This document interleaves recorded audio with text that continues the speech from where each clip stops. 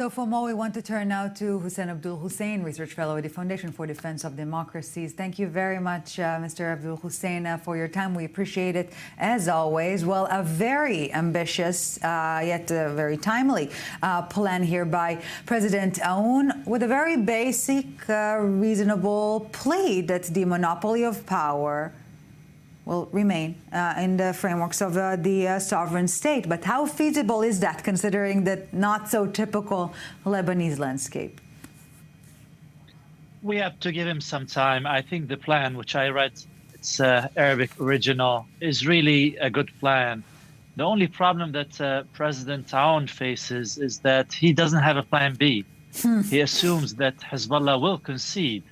What if Hezbollah doesn't concede? What happens next?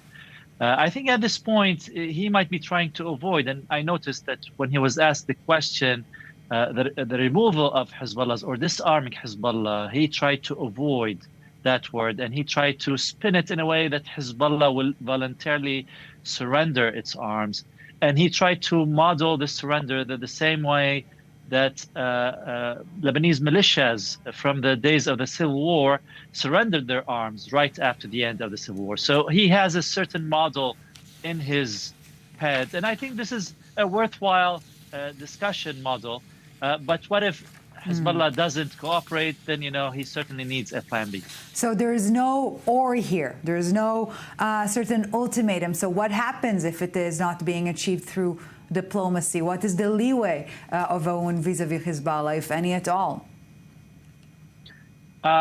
Even while he says that Hezbollah, that he's talking to Hezbollah to convince them or to ask them to surrender their arms, he also said that the Lebanese army, meanwhile, has been taking over Hezbollah's tunnels, Hezbollah's ammunition and arms, detonating most of these arms, using or taking whatever they can use for the Lebanese armed forces. So he kind of gave the impression that while they talk, the Lebanese armed forces are actually taking over Hezbollah's armament.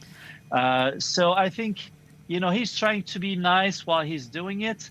But again, if Hezbollah digs in its heels, he will need a plan B. Yeah, and meanwhile, reports Hezbollah leaders are, or some commanders rather, are leaving the country. So it remains unclear how bad is it for Hezbollah, really. But Mr. Abdul-Hussain, Aoun is receiving Western backing, no doubt about that, external backing. But is it enough? What's his legitimacy domestically? Well, I think domestically, he and the Lebanese armed forces and the cabinet are by far more legitimate than Hezbollah, the militia, and whoever supports Hezbollah. Now, from the interview, we could also tell that while the Lebanese army is legitimate and performing its tasks and taking over Hezbollah's spots and arms caches, he said that the Lebanese army has limited capabilities, that they're planning of adding 4,500 to its personnel and maybe up to 10,000. He's saying that, and of course, the landscape in southern Lebanon is mountainous, which makes their mission harder. So he's saying that the Lebanese army has limits, but they're doing what they can do. Well, perhaps, potentially, a new horizon for Lebanon. Hussain Abdul-Hussain, Research Fellow at the Foundation for Defense of Democracies. Thank you very much for your time, for your insight. We appreciate it. Thank you. Thank you.